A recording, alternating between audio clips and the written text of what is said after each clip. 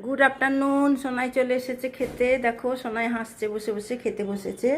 দেখো আজকে কি রান্না করেছি দেখিয়ে দিই। আলু ভাজা, আর এখানটাতে করেছি কলমি শাক, ডিম সেদ্ধ আর ডাল সেদ্ধ। ডালটা আমি ছুঁকিনি, এমনি সেদ্ধ করা ডাল। হ্যাঁ, আর এখানটায় হয়েছে আলুর দম। এই ছিল আজকের মেনু। এই যে সোনা পাপা বসে গেছে। সোনা পাপা সম্বন্ধে আমার এক বন্ধু জানতে চেয়েছে ওর কি হয়েছে। ও স্বাভাবিক ছেলে নয়, ও অটিস্টিক একটা ছেলে। হ্যাঁ, ওর গল্প অনেক আছে। সামান্য একটা ভিডিও দিয়ে আমার ওর গল্প বলাটা সম্ভব না, তাও আমি আপনাদেরকে বোঝানোর চেষ্টা করব অল্প অল্প করে। আপনারা যা যা প্রশ্ন করবেন আমি উত্তর দেব। এই হলো। আর ও নিজে খেতে পারে না, নিজে চান করতে পারে না, নিজে কথা বলতে পারে না। কেবলমাত্র শুধু পায়খানা বাথরুম এগুলো নিজের জায়গায়, মানে ঠিক জায়গায় বাথরুমে গিয়ে বাথরুম করে, পায়খানায় গিয়ে পায়খানা করে। ভেতরে বুদ্ধি আছে কিন্তু কথা টথা বলতে পারে না।